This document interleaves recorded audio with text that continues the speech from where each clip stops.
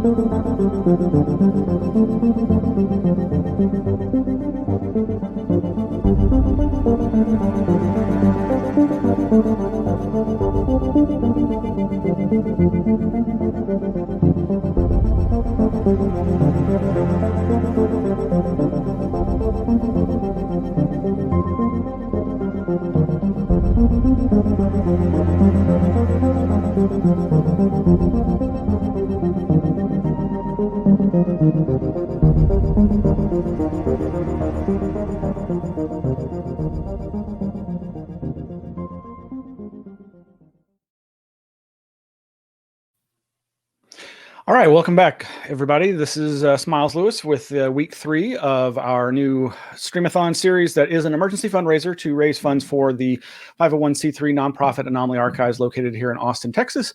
And really excited to bring you our next guest. I had the pleasure of meeting Joshua at the very first, the inaugural Paramania in Dallas, Fort Worth, several years ago. Gosh, what was it, 2016, I think? And he was as kind and wonderful a person as I'd imagined. And his writing is really set him apart as a great new voice in the field on all things Fortean, anomalous, and whatnot.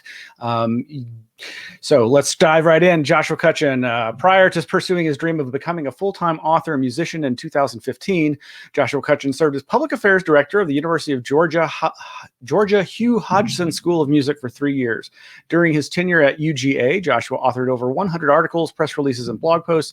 He's appeared on a wide variety of paranormal programs discussing his work, including Coast to Coast AM, Mysterious Universe, Banal of America, Expanded Perspectives, Radio Misterioso, and The Gralien Report. He is a recurring roundtable guest on the Where Did the Road Go podcast and made his public speaking debut at the December 2015 MUFON, Georgia meeting. All right, folks, let's welcome our next speaker. Hey, Josh, how you doing, man? I'm doing great. It's so good to be here, and what a heck of a lineup today. It's a nice little synchronicity that the next project that I'm working on is directly related to what the previous two talks were about. So it's just, I'm in good spirits. When I saw you chiming in the chat, I was thinking, oh yeah, he just went over and saw some of these over in England and these kind of structures, and of course, it's a fascinating subject, and there's just so much information, and I'd love to be friends and in contact with such great experts on these subjects. So. I'm very interested in seeing your lecture today, and pretty much anything you speak on, I'm there. I want to hear it. So I appreciate it. Thanks, man. Let's go ahead and get your slides set up. Yes. And we'll see which of are we going to go with the upper, or are we going to go with the? We'll probably go with the upper. Actually, looking at my slides, probably lower is safer. All right. Well, I'll switch it up as necessary on the fly. So, okay. See how. Okay. I'm seeing. There we go. All right. So let me get that there and get the. Awesome. There we go. Everything look good? I think so. Sounds good. Let's see. I am seeing the stop sharing button is covering up your name there at the bottom, but I don't. Boop, Aha! Ooh, slick. Okay. Oh, no, or I can just hit hide. How about that? That's even. The hide is a good thing too. There we go. Oh no. Okay, there we go.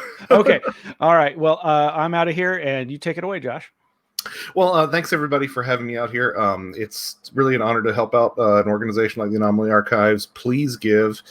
They do a great service. I feel like our field is one that is constantly besieged by books that go out of print and resources that appear in one-offs. So to have a place that aggregates and collects a lot of those things is something that I think we should all be really thankful for. Thanks, Miles, for having me out. This is a talk, as you might have surmised by the title here, about how the alien hybrid lore dovetails with the changeling motifs from Faerie folklore. A lot of people have written sort of ad nauseum about this, but I think that the resonances are a bit deeper and more profound than a lot of people have really realized. But first, let's go ahead and blow up your idea of fairies. Of course, as pointed out by Jacques Vallée, going on probably over half a century ago now. There are extensive similarities between aliens and the fairy folklore, particularly the fairy folklore of Western Europe, although it is a worldwide motif for sure. Throughout your ideas of fairies as these little effete, feminine spirits with wings flitting through the English garden. That is a very late 18th century children's book convention. Typically, they were larger, more frightening entities, although they did have a propensity to be short. So we're just sort of drawing these similarities between what modern alien contact experiencers note these entities being like and these older European fae folk. So short, both modern gray aliens are short, and the fairies, of course, are short. That's one of the things that people associate with the most. Anomalous lights. If you were in an area that was had a rich history of fairy folklore, you would naturally assume that any anomalous lights were related to fairies. Naturally, as depicted here on the left, as the Phoenix lights. Nowadays, we say, oh, anomalous lights must be UFOs. Wands. I'm not sure about I'm not sure about how accurate the picture on the left is there, but and nonetheless, plenty of ufonauts have been seen carrying wands, and that's something that's always a sort of a meme in fairy folklore as well, especially fairy art. This is one of my favorites, the Fae Queen motif. It's this idea that in a lot of folklore, you will see these smaller fairies, gnomes, dwarves, whatever, supervised by a taller figure, typically more feminine, a fairy queen. We see this same exact relationship mirrored in a lot of alien abductions, where you'll have these shorter, smaller worker greys supervised by a taller entity. Sometimes a taller gray tends to be supervising the procedure, or sometimes a completely different quote-unquote species entirely. There are certain offhand comments that you can find throughout all fairy folklore that allude to some sort of star-based origin for them, or some sort of affinity for the stars. One of my favorites comes from a Cornish tale, The Fairy Dwelling on Selina Moor, where it is actually referred to that the fairies, Freudian slip there, I guess, that the fairies are quote-unquote from the stars and star worshippers. Paralysis. There were plenty of different ways by which one could be struck by the fairies, but typically it was some sort of invisible projectile, elf shot, kind of something you hear about a lot. But it would cause the sufferer to seize up and usually become struck with some form of paralysis. That is indeed where we get the modern medical term stroke from. And of course, that's something that you see time and again in the contact experience amongst modern abductees. Levitation speaks for itself. Interestingly, this is most likely where the idea that fairies have wings came from. They were always ascribed the ability to levitate and to levitate others, but it wasn't until relatively recently, at least in terms of how long the folklore has been around, that they were actually given physical wings. But levitation also occurs in the abduction experience, sometimes of an astral nature more than an actual physical nature. Being pixie-led, this is another favorite of mine. Pixies are the Cornish equivalent of the fairies, sometimes called the pisties. And it would be quite common to find your way home from some relatively mundane errand and to suddenly have no idea where you were, and your surroundings be completely foreign to you, or to feel drawn to a place that you had never been before and end up getting lost. This was being known as being pixie-led, with the idea that they were sort of setting you up for an encounter or for some sort of nefarious end. You'll find similar beliefs actually in Sasquatch lore of the western coast of Canada, but it really is throughout all sorts of fairy lore in the world. I find a very strong comparison to be made between this and the compulsion that many experiencers report of being compelled to drive down a lonesome road or drive down a road that they've never been before, and that's, almost unanimously where they have another contact experience. Fairy rings and crop circles, again, self-explanatory. Your mileage on the reality of crop circles may vary. I think that at the very least, strange things happen within crop circle hoaxes, but there have been crop circles that seem to be legitimate, stretching back into antiquity, and you can find comparisons to that in the modern phenomena that we call, to this day, fairy rings.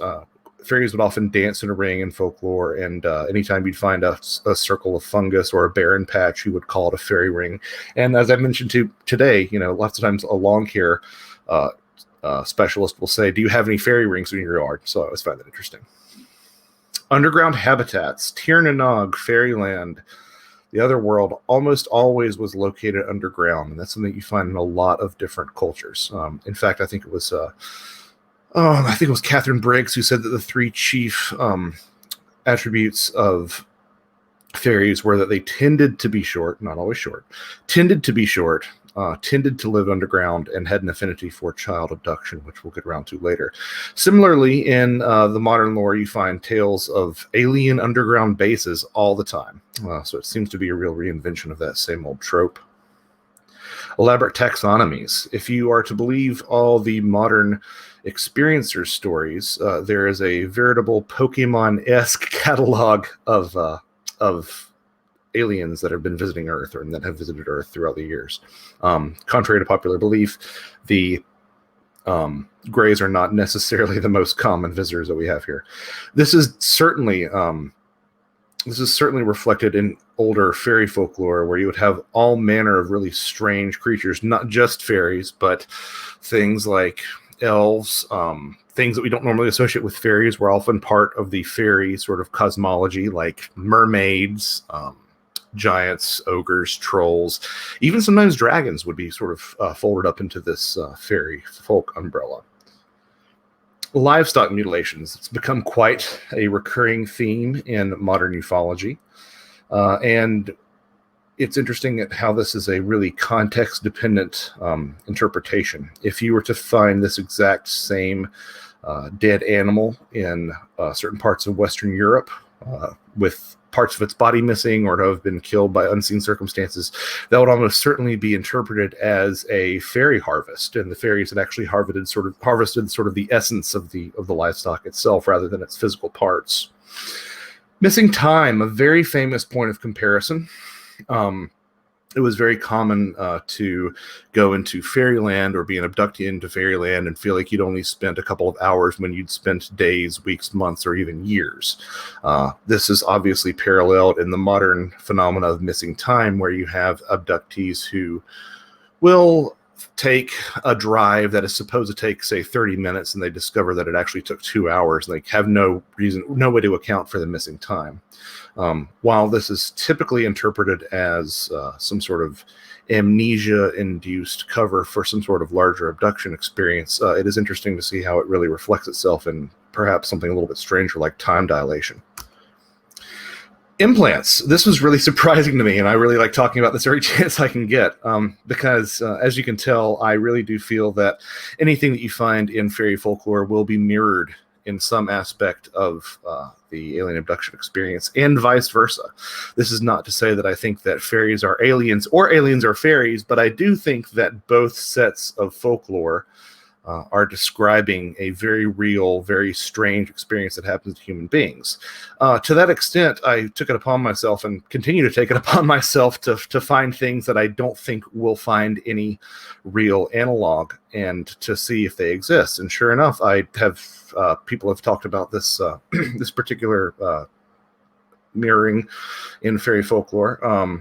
It's one that's not quite obvious at first, but we're all familiar with the idea that abductees may be given some sort of implant under the skin, in the head, something like that, that is used to track their whereabouts, or to perhaps beam knowledge back to a mothership or something.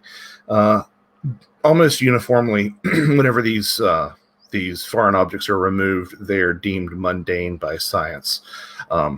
They seem to be something like an old bit of ceramic, or some rock or metal fragments, metal filings around which biological materials are crude. In other words, they're never really some sort of magnificent technology that we're always promised.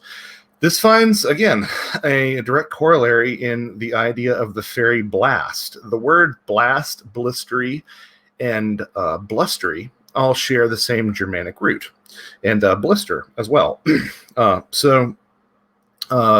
It was believed in many cultures that if you were to offend one of the good folk, you would actually receive a fairy blast, which would be a gust of wind that would give you a blister on your skin. And within this blister would be any amount of detritus. So it might be the bits of eggshell, it might be bits of hair, bits of bone, again, bits of ceramic, bits of shell, something like that would be implanted under the skin. So there really does seem to be a connection there. And of course, between fairies and aliens, there is a shared obsession with children and reproduction. So what I'm trying to say is, therefore, fae folk. Sometimes I do feel a bit like this. And people have said, oh, you're really saying that everything's fairies. And it's not quite what I'm saying, but I am saying that I think that there is a lot of things in the paranormal in general, but especially the alien contact experience, that line up extremely well with this older body of folklore, and it is to our detriment if we overlook it. So, changelings. This is a depiction of one. On the left, you can see the abducting fairy. On the right, the changeling left in its place. This is a belief predominantly held in Northern Europe, the British Isles, but also really worldwide. You'll find this in the Americas as well. that the fairy folk will take a child when no one is looking and replace it with a substitute of some kind. This substitute is called the changeling. There are a variety of preventative measures that one could take to avoid having a child be taken, but we don't exactly have the time to cover that here. However, the question of what a changeling is a little bit more difficult to parse out, and certainly very much of import to our discussion. Fairies were generally one of three things. They were either sickly fairy babies, old fairies, or stocks or fetches. So literally, the fairies would come, take your baby, and leave one of these three things in its place. Exactly which of these three things it was often region dependent, but there are examples of all three in folklore, and some outliers too, but we won't be getting into those. Interestingly enough, the folklore was so widespread that even Martin Luther, church father, claimed to have run into a changeling. Let's see, the relevant quote here is, a child aged 12 years, crying, feeding, insatiable, quite contradictory in terms of whether it should be happy or irritated. And it was thrown into the river. Yeah, this kind of maybe this is a good point to say that there is a trigger warning in here. Some of this does get a bit grim. But these things that Luther were describing are absolutely in line with what you would expect from the typical changeling narrative. Changelings were generally regarded as hideous, scrawny, and sickly. These, very, very, very, very thin appendages and an inability to really put on weight.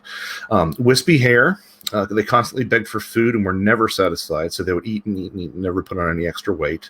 They were typically smaller than a child of the same age, a human child of the same age. They had shriveled features that were often described as wizened or wrinkly. They had these gangly limbs that were long and quite thin. Occasionally, they would have outsized eyes, and they would occasionally also have large outsized heads. The Germanic terms for changeling both included the word Kropf in there as an allusion to how the changeling's head was different than a normal head. These, of course, sound quite a bit like descriptions of alien hybrids. The similarity has been noted ad nauseum by people like Bud Hopkins and I want to say Arnold Jacobs, who was the tuba player of the Chicago Symphony for years and years. Different part of your life, Josh. David Jacobs. It's supposedly a means by which aliens are combining our DNA with alien DNA for some sort of vague and nefarious reasons, possibly taking over the Earth.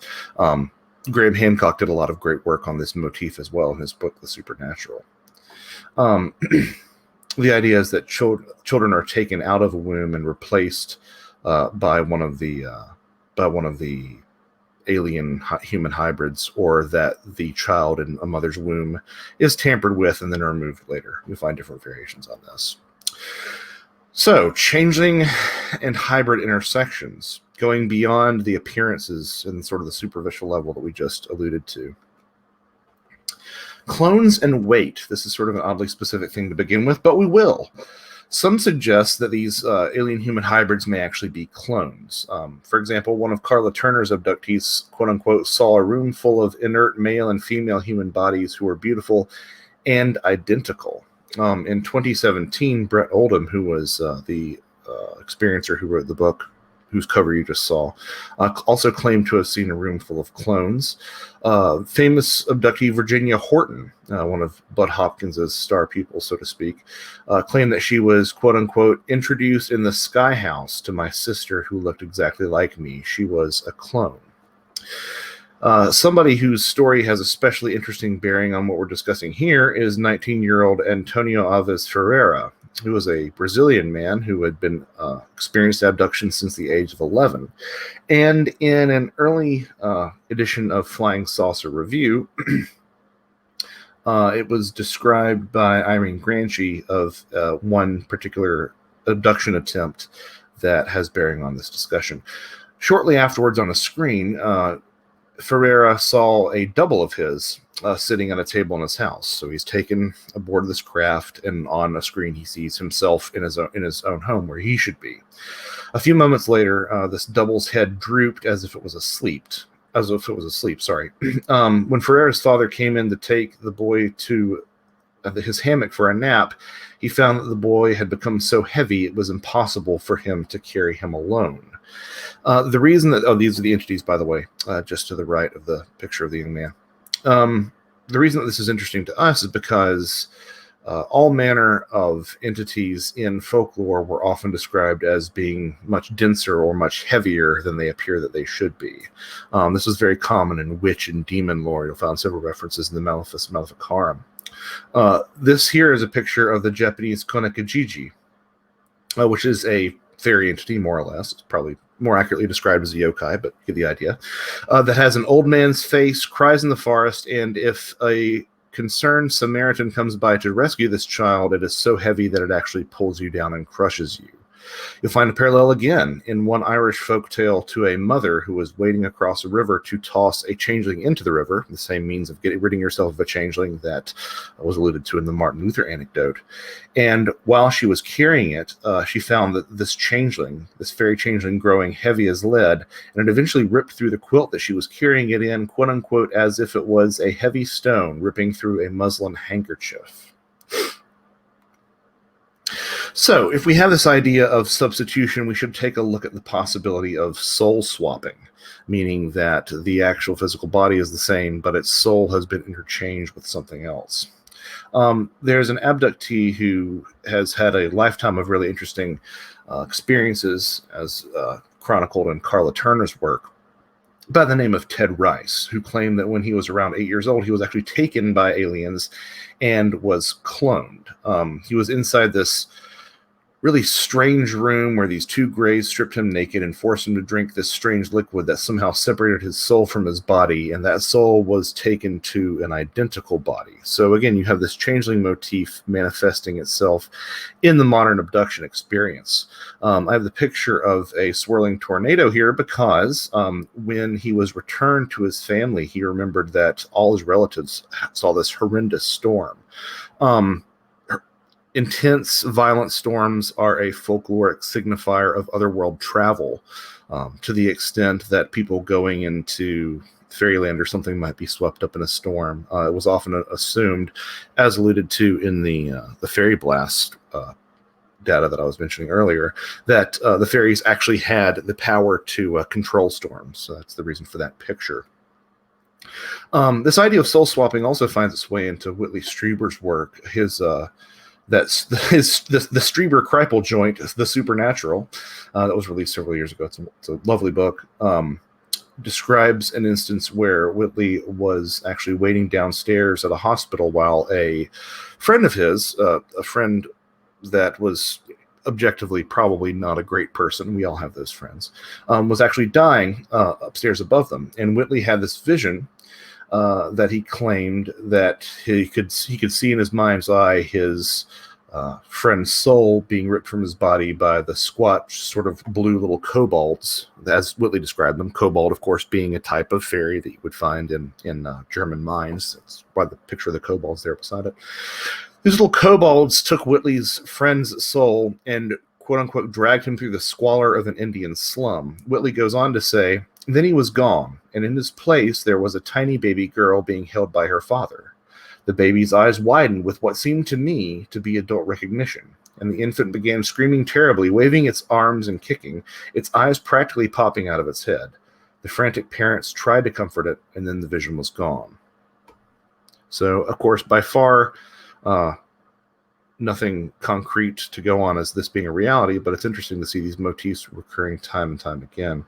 Jenny Randalls also mentioned a similar story in her book Star Children, where an abductee mother took her 9-month-old child into a garden, and the child began screaming violently. Randalls writes, when the girl grew older, it became clear that the child felt that she was somehow quote-unquote different, In fact, she had relinquished her body and allowed an alien entity to take it over during that brief moment in her pram. So sort of the idea of walk-ins, if you're familiar with New Age terminology. Evans Wentz thought that perhaps soul swapping of this sort was an answer for what lay behind the changeling phenomena.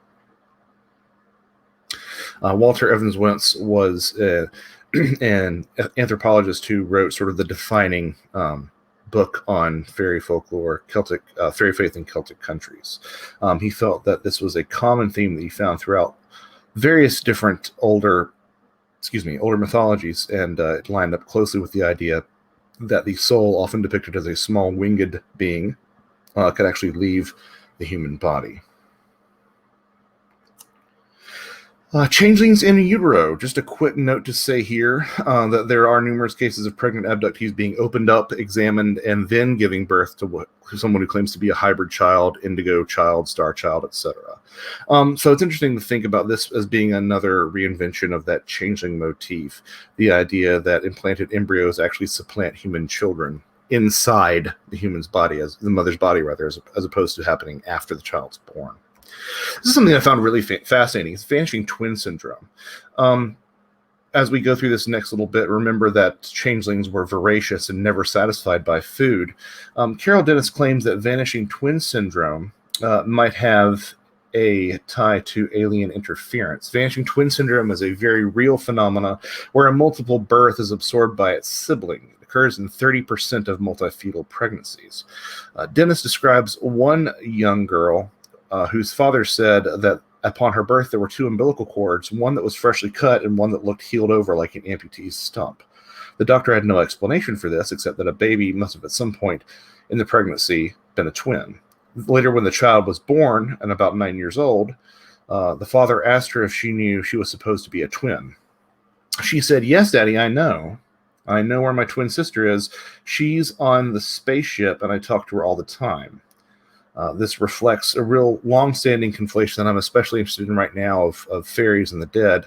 But moreover, it really reinvents the changeling motif. Supernatural forces, in this case, kidnap an identical version of the child, in this case, the vanished twin.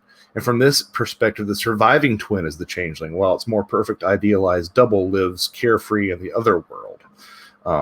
Interestingly enough, survivors of vanishing twin syndrome may actually behave like changelings. Psychologist Alice Rose holds that in these surviving twins from vanishing twin syndrome, the subconscious guilt of taking too much nourishment in their mother's wound might ingrain in their psyche an inability to be satiated. Surviving twins may sneak food and eat when no one else can discover them, she wrote, or they may be secretly greedy about food. They may wolf down food or be unable to wait to eat. So this idea of the voracious child coming up in this idea. Some people will say that it's explicitly not changeling lore, and I understand that, but an idea that I'm quite fond of citing is the idea that inversion equals representation. What I mean by this is if anyone is a musician, I can illustrate this pretty succinctly. If you have, for example, in concert pitches, you have a C to an E, that's a major third. But if you have the exact same pitches, depending on how you voice them, E to C, stacked that way, it's a minor sixth. Same notes, but the interval is technically different and produces a different quality. So I think whenever you see inversion, you've got to really treat it as interpretation. The philosopher and author Patrick Harper really had an elegant way of saying this. He alluded to the fact that really since Chaucer, the fairies have always been leaving the world. You'll find plenty of eyewitness accounts even of these fairy processions, and the fairies will turn and say something to the people like, "Oh, we're leaving the world now, we're leaving the world." And Harper said that the fairies are always going, but never gone. And on the other hand, ufologists and New Age believers alike swear extraterrestrials are always coming, but never here. So I found that interesting. And there's some fairy food that I alluded to with the the vanishing twin syndrome. Okay, so this is where this gets especially grisly, because we're going to talk a little bit about the resolutions by which you could rid yourself of a changeling in the event that you found one in your household. It's clear that even if we believe in the supernatural, many of these old changeling stories were a means of disposing of disabled children, which is really absolutely horrific, and I really feel it's a responsibility for me to acknowledge that every time I talk about this. To put this into perspective, a lot of the things that you see in these changeling stories are very similar to certain developmental disabilities. There's an entire section in my book, Thieves in the Night, that describes all this, where I actually go into a lot of the candidates for which changelings might be in terms of which developmental disabilities. But the fact of the matter is, infanticide was a genuine epidemic, in Ireland at one point. Elaine Farrell is a scholar who wrote a book called A Most Diabolical Deed, Infanticide in Irish Society, 1850 to 1900. So this is a 50-year period in which Farrell examined. This is an island about the size of Indiana for you Americans. And in that 50-year period, she only looked at murders of children who were less than 3 years old. So if it was 51 years later, she didn't look at it. If the child was 3 years and a day old, she didn't look at it. Murders of children less than 3 years old, 50-year period, 4,645 cases of child murder. It really is staggering. And the changeling lore certainly played into this. Partially because one of the means for ridding yourself of a changeling was abuse. Anything that was a motif of like cooking a child, so literally placing it above flames, in chimneys, in ovens, etc. There was a hope that the fairy folk would see one of their own kind mistreated and would actually return the human child and take back one of their own kind. This is rarely, but sometimes reflected in hybrid lore in interesting ways. Abductee by the name of Catherine Wilson, who wrote a book called Alien Jigsaw, described a dream or abduction in which she was given a feeble alien hybrid, and she was instructed to put it into an incinerator.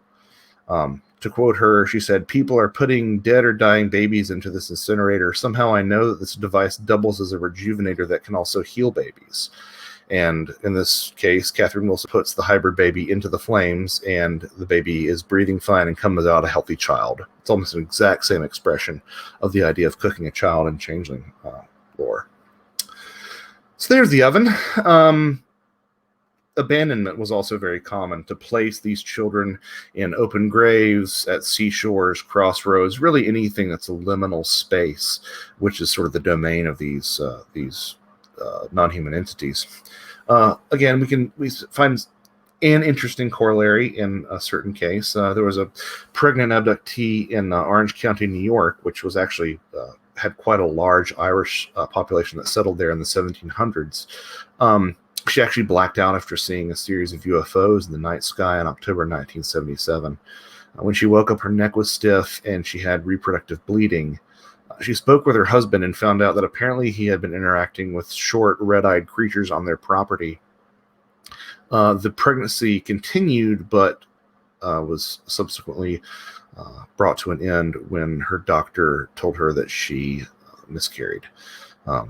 Following this news, her UFO contact instructed her to wrap up any miscarried tissue and to put it outside in a certain spot. So the idea that somehow this child might be abandoned is also sort of a reflection of that. Disposition of changelings and hybrids. Both are quite commonly sickly and listless. In a lot of hybrid descriptions, there are these sick little babies who look like changelings but can barely summon any energy. It's interesting that rarely are these hybrid children in alien contact stories hungry. In fact, quite the opposite. They tend to reject any efforts to provide food. We'll get into that a little bit more later. But again, remember, inversion is representation. We'll address the hybrid baby food in a little bit. Indigo and star children. Some people claim that alien hybrids are here to take over or evolve humanity, depending on which narrative you accept. The more positive of the two is the indigo or star children idea. If not outright hybrids, these indigo children are conceived by abductees or manipulated by aliens from infancy. They look like normal humans but possess exceptional intelligence, beauty, empathy, and psychic abilities. They're exceedingly healthy, precocious, intellectually gifted, resistant to authority, and struggle with the mundane, non-creative aspects of life, such as the education system. They sound kind of insufferable, but it's interesting to see how this child of the other, quote unquote, stands at a direct opposite representation of what changelings were. So this is a child from another world that actually ends up being, an absolute paragon of what you would expect a young person to be. Interestingly enough, while truly hideous hybrids are kept safely in the other world on alien spacecraft, these desirable children are allowed to stay among humans on Earth. This also sort of places the human beings as the changelings in this scenario, because the real parents of these children are the aliens. Bud Hopkins once said a very young abductee is often systematically trained to believe, in effect, that the woman who lives at home on Earth is a false mother and unrelated imposter. So you have the mother being described in the same terms that we would once have described changelings.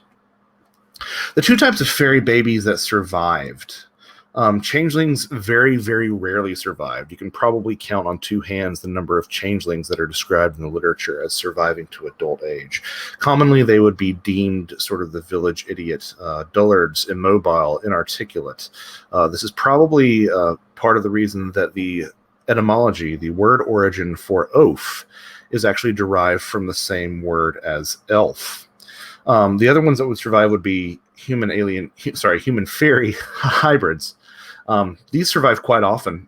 Lady Wilde, who was Oscar Wilde's mother and a preeminent Irish folklorist, described these children, these fairy human hybrids, as headstrong, independent, passionate, proud, bold, reckless, with a strange mystic nature, gaining fame through music and song. They're passionate, revengeful, and not easy to live with. Which really does sort of sound like the indigo children that we alluded to earlier. This is really a small cross-section of these similarities. Like I said in my book, Thieves in the Night from 2018, I go into great length about not only Irish changeling legends, but changeling legends from all around the world, and possible medical explanations, and all these. I mean, like I said, this is really a very brief cross-section of some of the similarities that you can find between these two bodies of folklore. But now that we've established the similarities between the two, let's talk quickly about what changelings were. Because as we alluded to, they were fairy babies, old fairies, or stocks and fetches.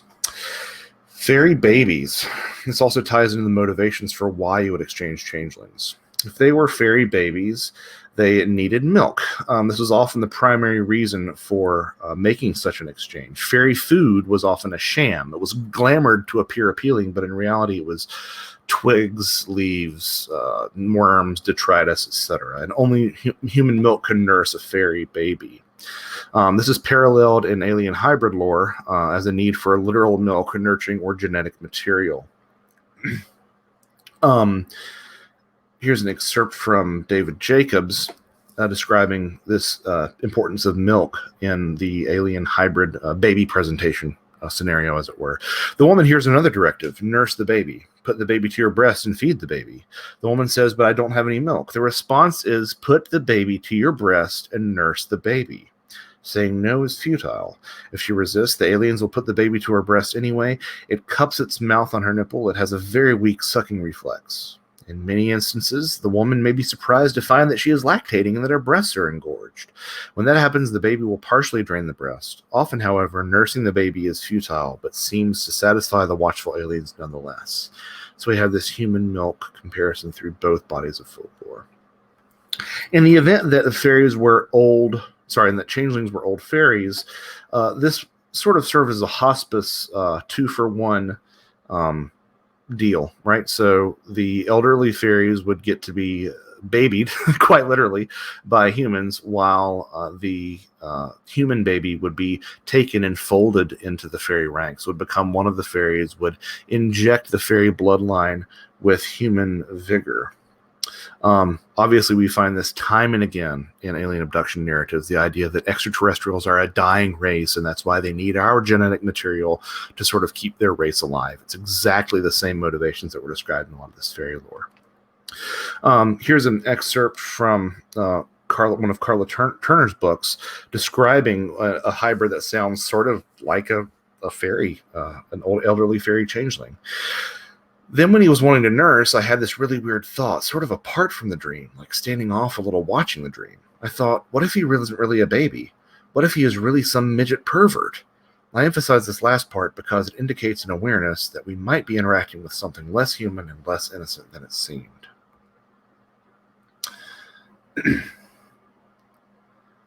So, how could this possibly be reflected? How could this possibly be reflected in the alien hybrid literature? The idea that a human baby would be taken and the fairies would leave behind a stock or a fetch that was beglamored, that was made to look like a human baby. How could this possibly be reflected in hybrid folklore? It confounded me for a while. These logs, of course, were called fetches or stocks, and you'll find them very rarely in fantasy literature, fantasy media, with one exception. There's a great depiction of it in Jonathan Strange and Mr. Norrell. Here's the depiction of the moss oak. Hopefully this sound will come through for everyone.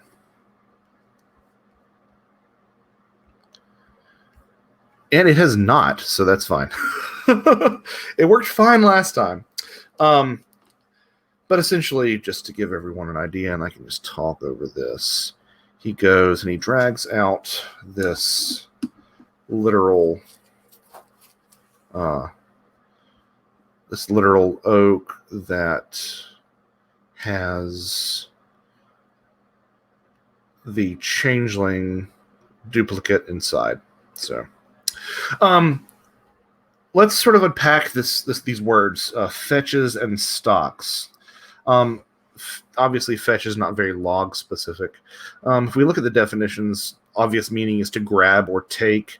It's also a antiquated term for a trick or deception, so that sort of plays into this changeling idea.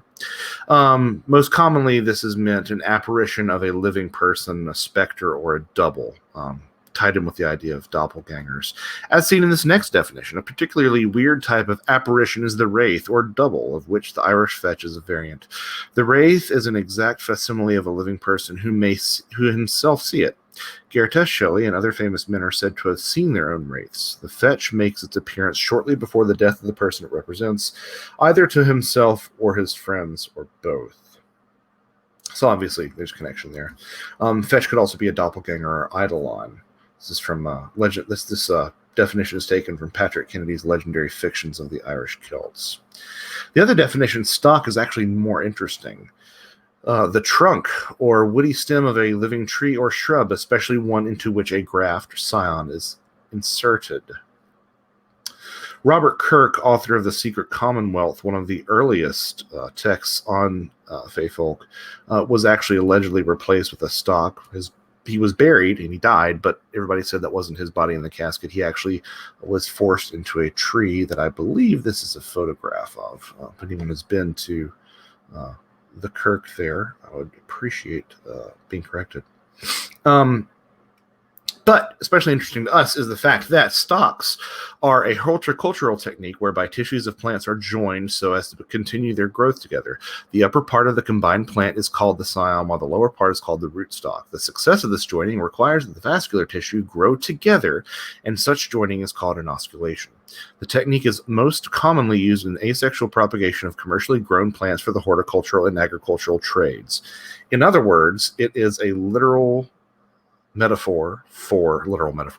It's a metaphor for hybridization, the combining of two different bloodlines, which ties the changeling idea of a stock into the modern alien hybrid discussion. So we have the stock as a symbol of hybridity, two branches grown together. Does this manifest itself in hybrid lore in any other ways? Well, interestingly enough, there have been studies done on the hands of abductees after their experiences. Now, of course, your mileage for Roger Lear and Daryl Sims may vary. Mine certainly does. Evil Oregon described similar results to these as well. Set any skepticism aside and appreciate the coincidence of all this. they actually examined the hands of abductees after following their experiences with a blacklight to see if there would be any sort of fluorescing on their hands. When abductees reported having held hybrid babies, there was red fluorescent markings on their hands. Similarly, Eve Lorgan described this color as a reddish pink marking when she used blacklight on abductees' hands who had held hybrid babies. What substances fluoresce under blacklight with that same color? Chlorophyll. So, of course, people will say, Josh is crazy. He thinks that they're alien hybrid baby people who are coming to take us over. And that's not at all what I'm saying. What I'm really saying is that the metaphor still stands. It really is interesting that that the idea of a sort of plant baby in Changeling lore just so happens to coincide with the fact that both chlorophyll and hybrid residue, whatever that might be, both fluoresce in this color under blacklight. I just find that really startling coincidence. As far as actual stocks and fetches being presented in the hybrid folklore as these hybrid babies, you don't really see it, in terms of an alien giving someone a log.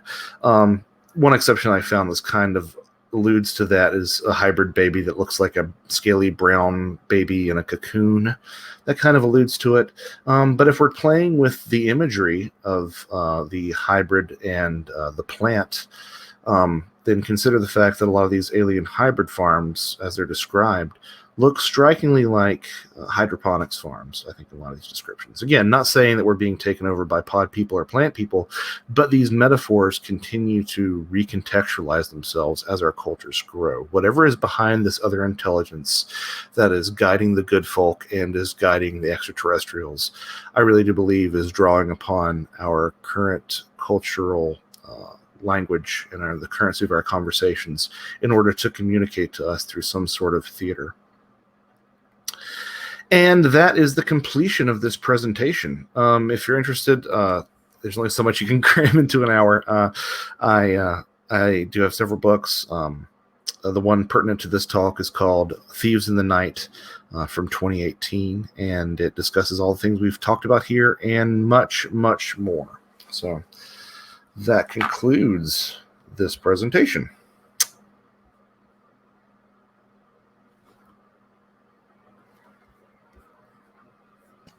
Sorry, trying to get my mic unmuted. It's okay. I'm like, oh no, with my sound messing up earlier. I was like, you were silent the entire time. No. It's all good. Thank you so much. I as always, fascinated by the connections that you're able to find across these multivarious phenomena. We Forteans tend to look for that big toe theory of everything, and you've just done such a great job with the previous books that you've written on these various subjects, and of course, the one Thieves in the Night that covers this is excellent.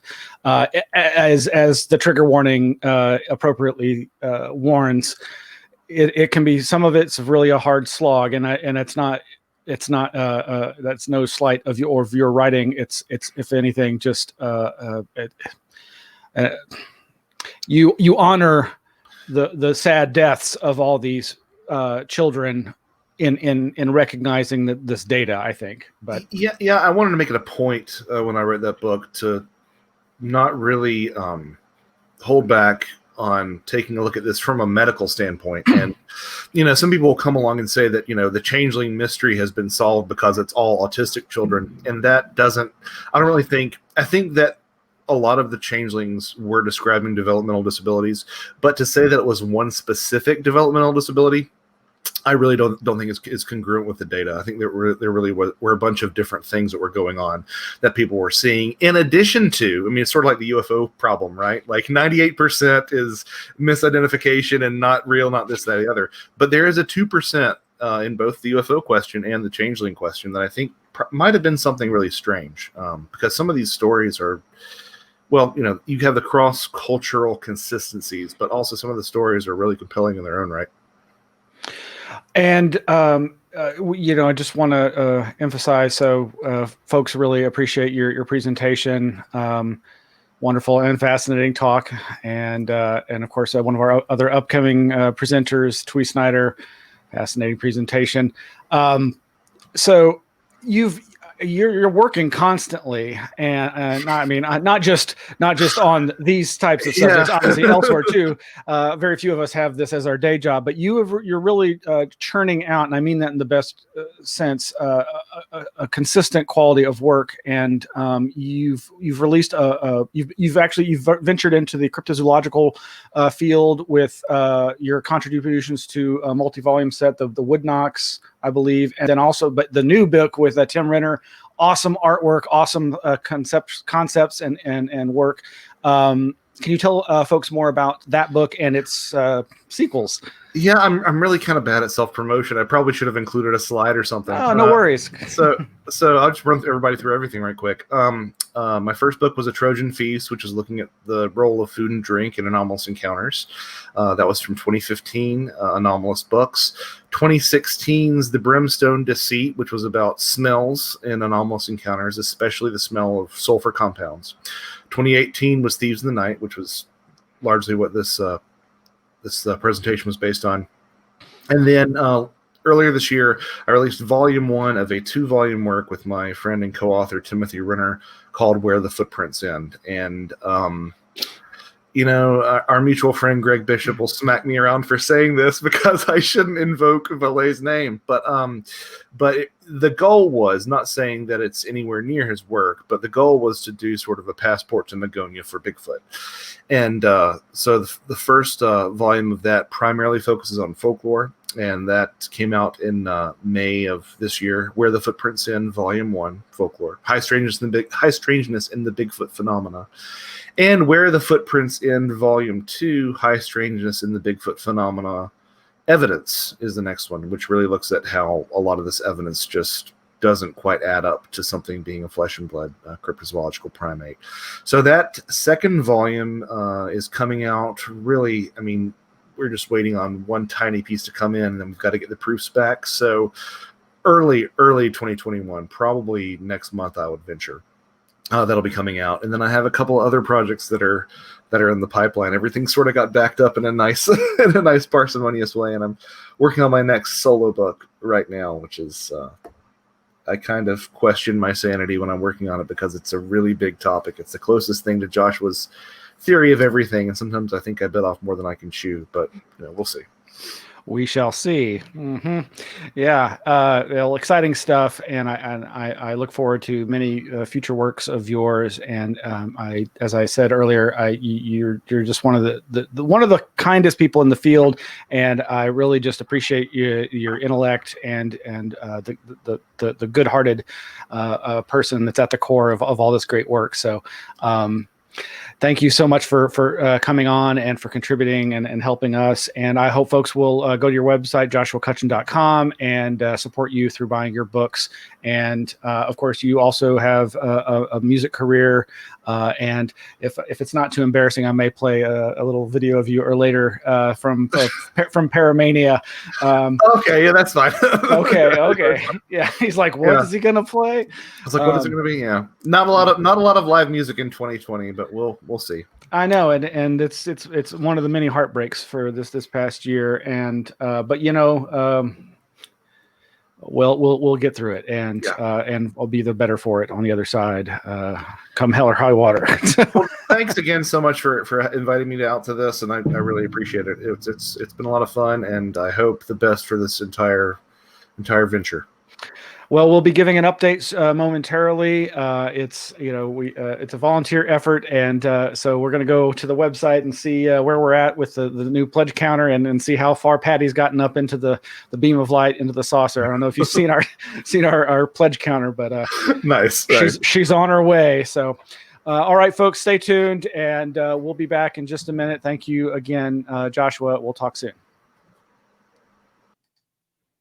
All right, folks. Again, this is Smiles Lewis, and this is week 3, December 5th, for our emergency Streamathon series. And I did say I was going to play that, didn't I?